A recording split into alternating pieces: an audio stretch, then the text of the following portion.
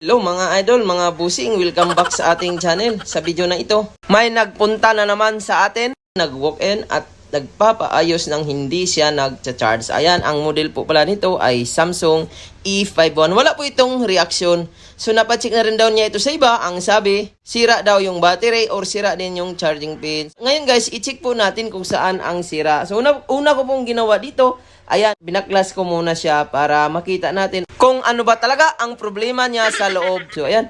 Ang likod naman nito ay plastic lang. So, hindi po siya nababasag. So, gamit po tayo ng pangtastas para matanggal natin ang likod. So, dahil napacheck na po niya ito sa iba, ang sabi, sira daw battery. O yung iba naman, charging pin. So, hanggat hindi po natin buksan, ay hindi po talaga malalaman kung saan po ang sira. Kaya, ang sabi ko sa kanya, i-check po natin kung saan ba talaga ang sira para malaman po natin. So mamaya malaman nyo po kung paano po ito ginawa. At grabe po, nung naayos po ito, back to fast charging na. So ayan, buksan muna natin yan, tanggalin natin yung likod. Matigas rin po ito alisin dahil first time pa po ito maalis. Alam nyo naman yan, kapag first time ay sariwang sariwa pa. Dahan-dahanin mo lang yan siya kahit naman barabarahin mo yan, hindi po yan nababasag dahil plastic lang po yan. So ayan, natanggal na po natin. Ayan, marami po siyang dikit. Basta original pa po ang dikit ay hindi basta-basta matanggal. So ayan, yan po yung mga dikit niya. Grabe ang dami. So paikot po yung adhesive niya mismo. So ayan, bagong lahat, baklasin muna natin yung screw at mag-shoutout tayo dito. Ayan, lahat.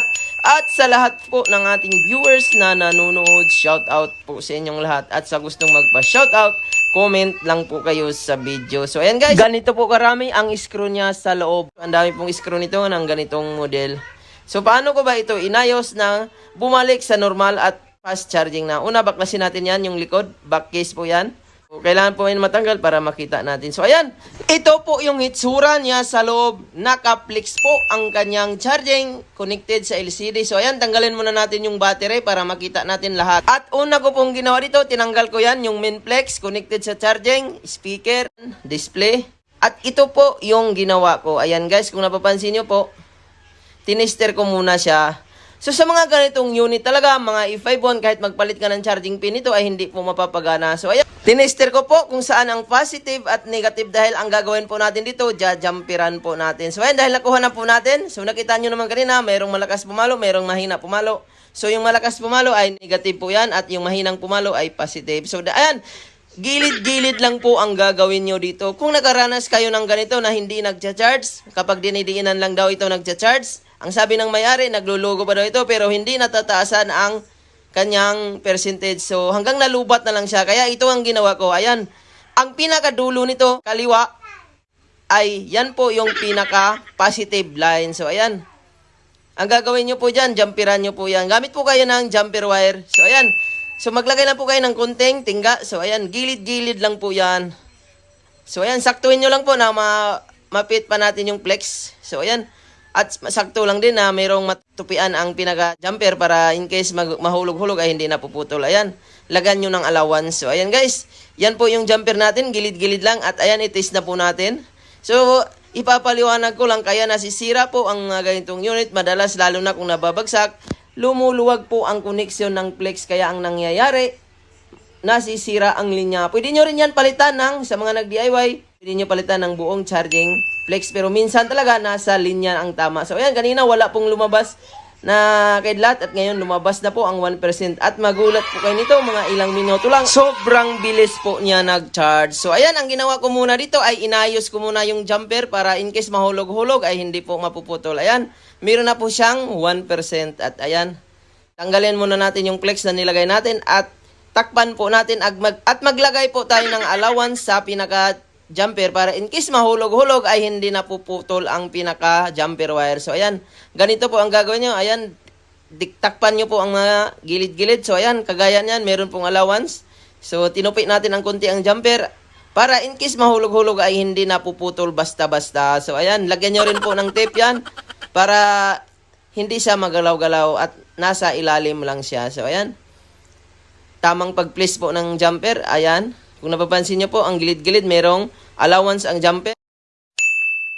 Kabilaan.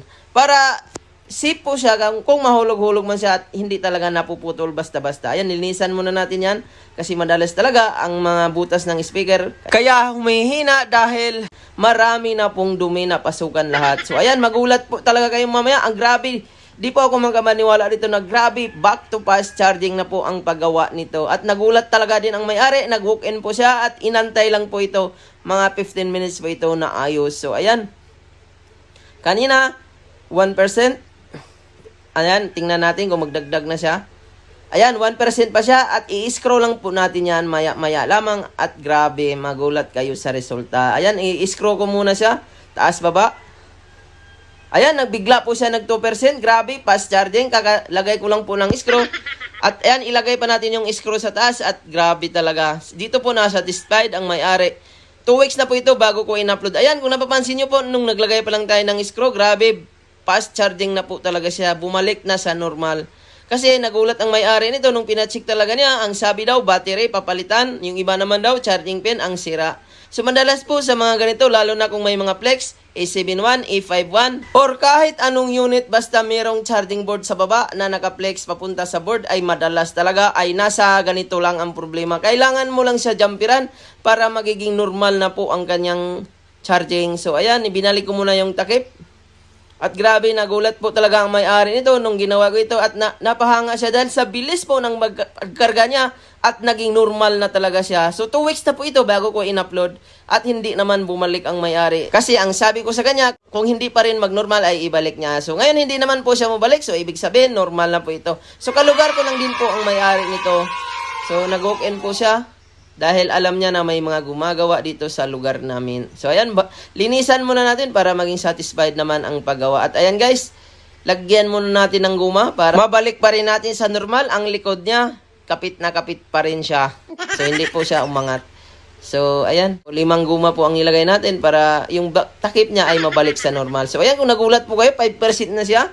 So hindi pa tayo tapos magsara. So nag 5% po agad siya. So ibig sabihin, ito na po yung final solution talaga sa mga ganitong problema. So, pwede nyo pong gayahin sa mga nag-DIY. Pwede nyo palitan ng bagong flex. So, at kung hindi pa rin gumana, pwede nyo palitan ng buong charging board. So, ayan, linisan muna natin. So, dahil walk and repair po ito, hindi ko na po ito pinatagal. So, sa kanya ko na po pinatanggal ang guma after 1 hour para mas dumikit pa ang likod. So, ayan, i-check na po natin. Ayan, kung napapansin nyo po, sobrang bilis po talaga niya mag-charge. Nag 6% na kaagad habang nilalagay pa lang natin yung mga screw at dinikit natin. Ibig sabihin, back to normal na po ito. Sana guys, nakakuha po kayo ng idea sa paggawa ng ganitong problema at sana suportaan nyo po ang aking video. Huwag nyo pong kalimutan mag-like, mag-share at mag-subscribe sa ating video.